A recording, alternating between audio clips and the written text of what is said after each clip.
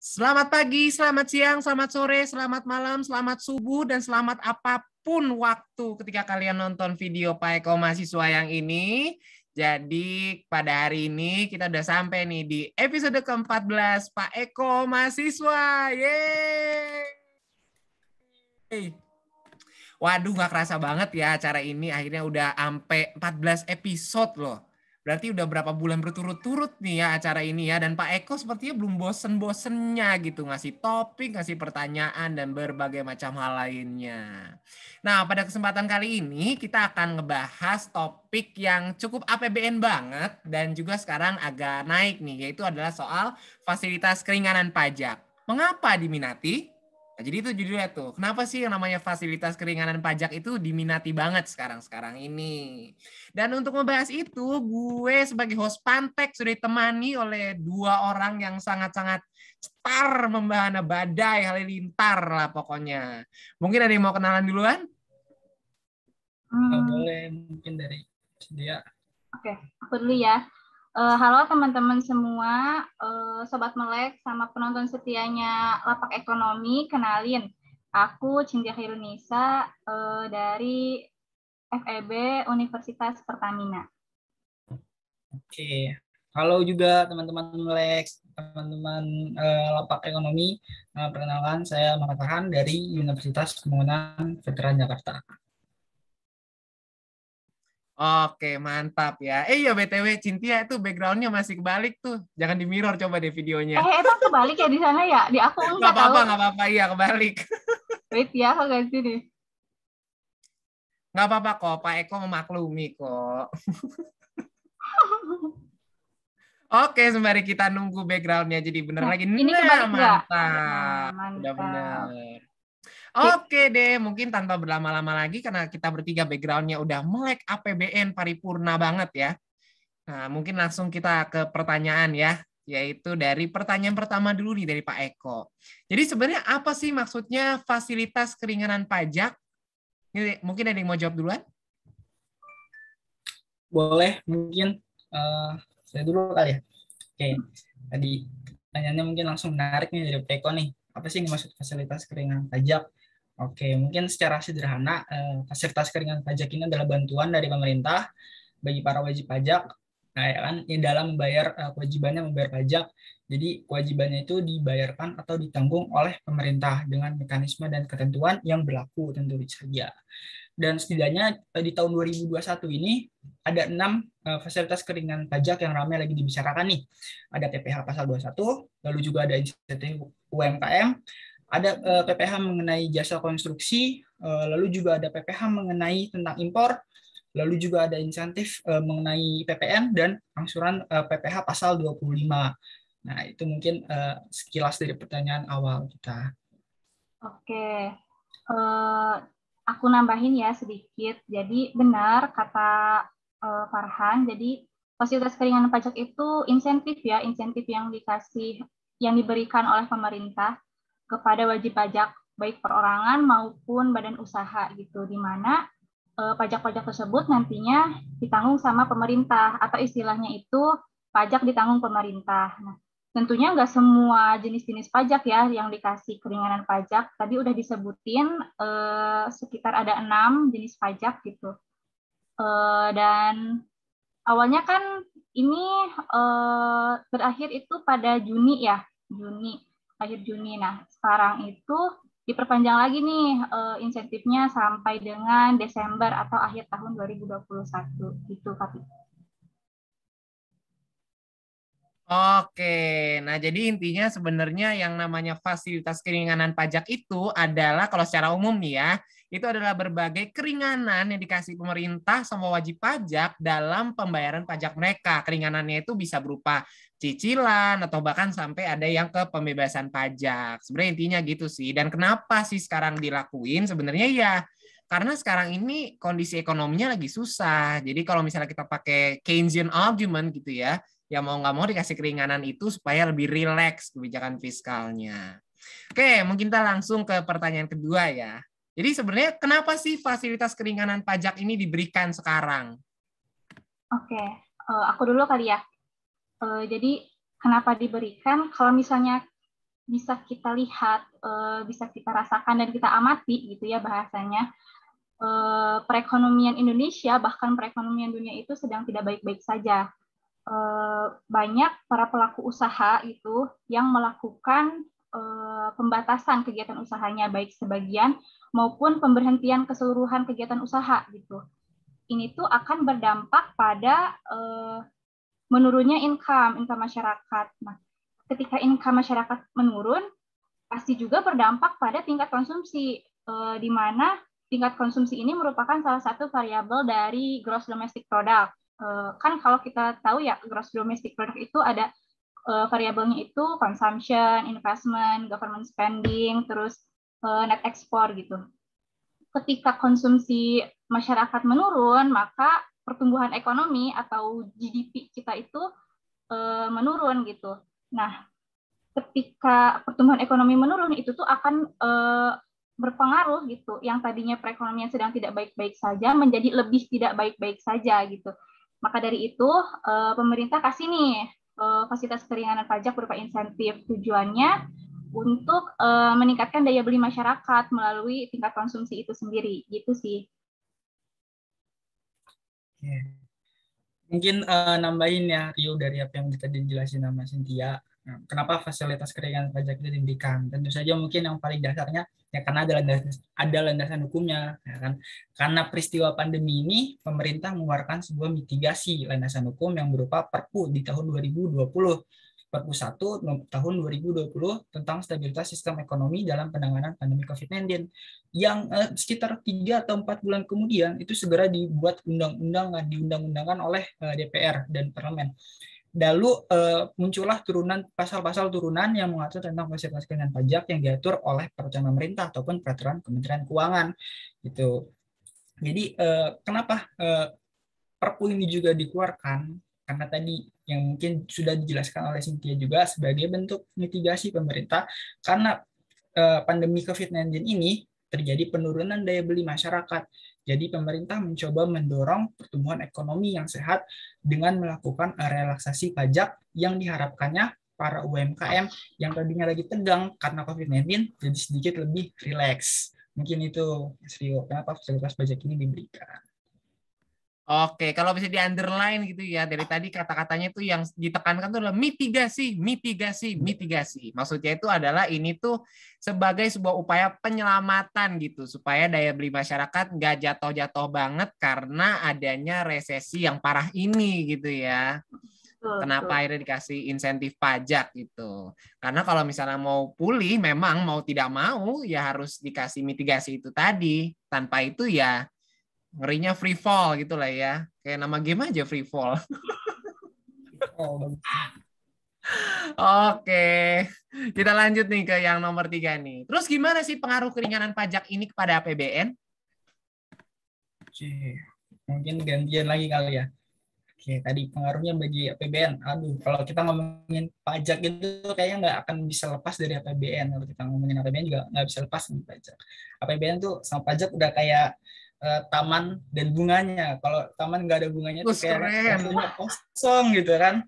Dan kalau nggak ada pajak pasti kayak kosong banget. Dan tentunya pasti ada dampak yang cukup signifikan karena fasilitas keringanan pajak itu sendiri.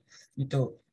Tapi mungkin lagi-lagi yang perlu diperhatikan, fasilitas keringanan pajak ini juga tidak serta-merta digunakan dan dilakukan tanpa adanya perhitungan yang terukur dan terarah. Tentu saja kita nggak bisa melakukan kebijakan fasilitas keringanan pajak tanpa adanya perhitungan juga yang tepat. Karena nantinya jika ada salah perhitungan, itu akan berdampak cukup serius kepada APBN kita yang sebagai instrumen stabilitas perekonomian negara. Gitu. Kalau ditanya pengaruh ya, kalau kita kilas balik nih, di tahun 2020, itu tuh pajak terkontraksi kan ya. Jadi kan pajak ini dalam APBN itu sebagai sumber utama atau sumber terbesar penerimaan ya di APBN. Ketika dilihat 2020 itu pajak terkontraksi dan sedikit kesusahan untuk mencapai target penerimaannya ya di APBN 2020 itu. Apalagi ini tuh disebabkan oleh itu tadi karena pandemi COVID, jadi perusahaan profitnya menurun, terus adanya insentif ini kan, insentif keringanan pajak ini sudah ada dari April 2020. Nah, kalau misalnya bisa istilahnya mungkin switching ya, peran pajak itu tuh yang tadinya instrumen penerimaan menjadi pendorong perekonomian. Nah, jadi kalau bisa dibilang sih tahun 2020 itu udah pahitnya buat APBN adanya insentif keringanan pajak itu, karena penerimaan pajak nggak optimal. Nah, sekarang itu kita bisa mulai merasakan nih buah dari insentif dari tahun sebelumnya. Kita bisa lihat nih di realisasi APBN per Juli itu kan target penerimaan APBN, target penerimaan pajak pada tahun 2021 itu kan sebesar 1.229,58 triliun nih. Nah, per Juli itu kita udah bisa merealisasikan sebesar 647,70 triliun atau sekitar 58,68% dari target penerimaan pajak 2021. Jadi apa sih pengaruhnya terhadap APBN? Sekarang ini nih kita udah menerima sedikit manisnya dari perjuangan kita di tahun 2020 gitu sih. Oke deh, sebenarnya intinya kalau misalnya bisa gue rangkum gitu ya, dampak yang namanya insentif seperti ini kepada APBN itu ibaratnya menunda penerimaan gitu. Karena di sekarangnya ini penerimaannya itu sengaja ada yang nggak dipintain gitulah ya bahasa sederhananya, dan ada juga yang mintanya yang tadinya maunya satuan gitu langsung semua jadi dicicil misal gitu. Nah, ini tentu dalam jangka pendek pasti mengurangi penerimaan, tapi efeknya mungkin ke dalam jangka menengah itu akan jadi penerimaan ke depannya karena recovery yang bisa dimungkinkan loh ya, bukan berarti akan pasti datang, enggak juga, tapi bisa dimungkinkan lewat insentif atau fasilitas keringanan pajak ini gitu ya. Dan tadi kalau misalnya ngomongin taman sama bunga ya, kalau gue mungkin ibaratnya kalau APBN ini pompa air, maka yang namanya pajak itu adalah penyedotnya gitu. Sementara yang namanya belanja adalah kerannya. Itu kali ya. Oke, tadi udah taman karena ke pompa air. Sekarang ke yang pertanyaan keempat nih. Terus kenapa sih akhirnya fasilitas ini diminati oleh para wajib pajak gitu? Oke, kenapa diminati?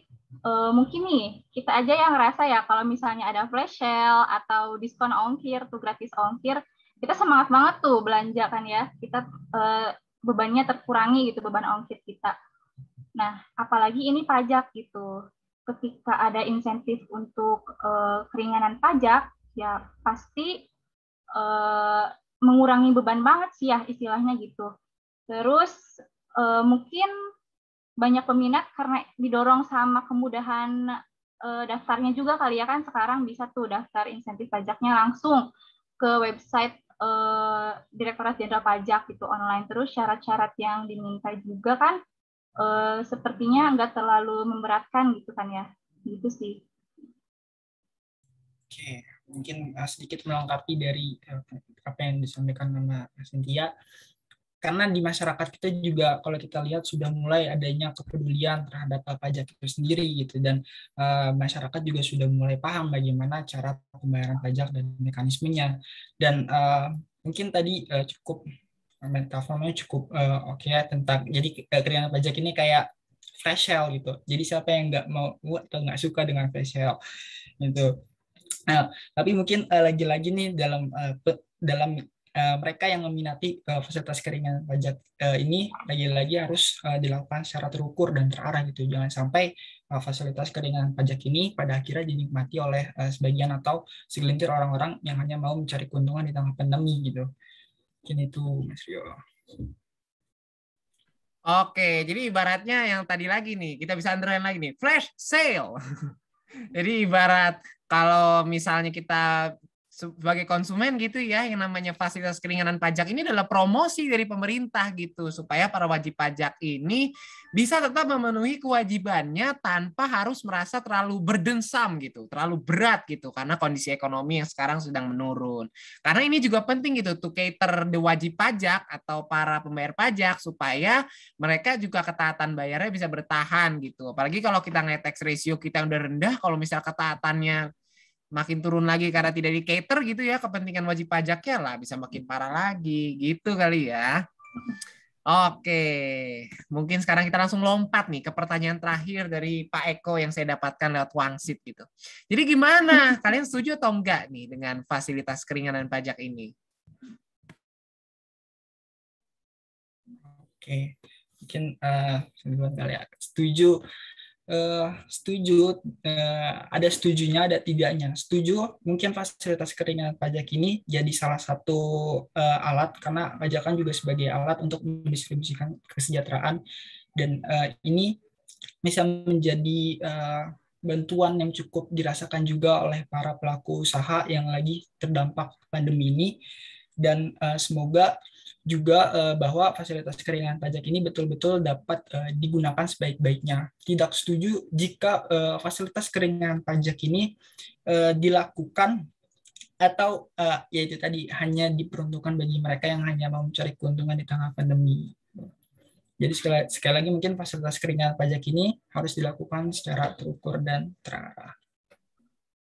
Kalau dibilang setuju atau nggak setuju ya, kalau aku sendiri setuju ya, karena di sini tuh targetnya jelas gitu untuk membantu para wajib pajak gitu agar berkurang bebannya, terus untuk kestabilan produksi, untuk meningkatkan daya beli masyarakat gitu. Terus juga ada syarat-syarat yang harus dipenuhi, jadi nggak semuanya dapat bagian gitu. Jadi kenapa enggak gitu sih? Oke, jadi bisa dibilang di sini semuanya setuju gitu ya dengan fasilitas keringanan pajak yang ada saat ini. Kalau gue sendiri sih ngeliat situasi sekarang yang sebenarnya sedang emergency gitu dalam tanda kutip, karena ini bukan situasi normal, ya bisa dibilang it's necessary gitu ya untuk mempertahankan ketaatan wajib pajak, terus juga untuk mendorong perekonomian supaya makin memungkinkan pemulihan gitu ya. Tapi kalau misalnya at another time, sebenarnya gue melihat peluang keringanan pajak ini bisa menjadi loophole baru gitu. Dan ketika itu jadi loophole, maka kalau misalnya in normal times gitu ya, ini malah akan mengurangi ketaatan si wajib pajak itu sendiri dan mengurangi potensi penerimaan negara. Padahal ke depannya yang kita bisa lihat adalah utang kita semakin banyak. Mau tidak mau harus ditutup oleh taxation. Nggak bisa gitu kita dapat duit dari magic money tree gitu atau pohon duit gitu ya kita tanam di belakang karangan tinggal ambil, ya nggak bisa kecuali kalau kamu orang MMT kali. Gitu. Kalau menurut yang sesuai sama ini di belakang kita melek APBN ya, ketika kita melek soal APBN kita pasti ngelihat bahwa utang-utangnya harus dibiayai oleh pajak gitu. Dan fasilitas keringanan ini memang juga tidak boleh terlalu berlama-lama karena mengurangi potensi penerimaan pajak. Gitu ya, sih kalau yang gue lihat gitu ya. Mungkin ini ya closing nih sebelum kita benar-benar tutup nih ya video Pak Eko mahasiswa episode 14 ini. Kira-kira kalau menurut kalian nih ya, apakah yang namanya fasilitas keringanan itu sendiri bisa benar-benar mendorong tax ratio nggak sih atau enggak? Gimana nih? Mendorong tax ratio. Kalau menurut aku bisa sih, bisa mendorong tax ratio. Terus kan sekarang juga pemerintah juga lagi ini ya, lagi perluasan basis pajak, terus ekstensifikasi, intensifікasi kepabeanan cukai gitu-gitu. Mungkin dalam peran pandemi ini mungkin pemerintah juga lagi dalam menghadapi sebuah trade-off yang antara ekonomi dan kesehatan yang bisa dibilang cukup berat dan membingungkan gitu ya. Dan mungkin kita dari sisi masyarakatnya sendiri juga harus sedikit aware dan menumbuhkan kepedulian khususnya dalam kepekaan kita, dalam kewajiban kita dalam membayar pajak. Fasilitas keringanan pajak mungkin bisa menjadi motivasi untuk meningkatkan dari tax ratio tersebut jika dengan catatan jika masyarakat cukup peduli dengan apa yang sedang terjadi pada Indonesia, pada bangsa kita mungkin akhir-akhir ini. Mungkin itu Mas. Oke deh, jadi bisa dibilang mungkin bisa ya, mungkin loh ya, karena kan belum ada bukti empiris juga nih soal ini. Oke deh, mungkin jawaban soal tadi gitu ya, yang sebenarnya itu tidak ada di pertanyaan Pak Eko, jadi itu pertanyaan host. Pertanyaan tadi itu menutup Pak Eko mahasiswa episode yang ke-14 ini ya, soal fasilitas keringanan pajak. Jadi mengapa diminati ya, kalau misalnya kita bisa jawab pertanyaan dari Pak Eko ya, ya karena ini tuh flash sale gitu Pak Eko. Ini tuh adalah promosi pemerintah supaya wajib pajak ini bisa lebih ringan pembayarannya di saat-saat yang sedang susah ini. Kalau kata ibarat kata bahasa Indonesia tuh sedang apa namanya? Panas rezeki. Nah, kalau lagi panas rezeki begini ya mau nggak mau harus diringankan gitu beban pajaknya agar proporsional gitu ya. Jadi remark tadi akhirnya benar-benar menutup Pak Eko mahasiswa episode ke-14 ini. Jangan lupa juga untuk like video ini, share video ini, dan juga subscribe channel Lapak Ekonomi. Karena dari Lapak Ekonomi Anda akan mendapatkan berbagai video-video yang memiliki full of insight tentang ekonomi, khususnya tentang APBN gitu ya. Dan insight ini tentunya dikemas dengan mudah, menarik, dan tentu saja lucu gitu ya. Oke deh, jadi makasih banget buat semuanya yang masih setia nonton Pak Eko mahasiswa sampai sekarang gitu ya. Dan semoga terus juga setia untuk nonton gue sampai nanti. Kita nggak tahu Pak Eko bosannya kapan ya. Oke deh, jadi adios amigos, goodbye, dadah Bye, semuanya. makasih ya. Makasih ya, dadah.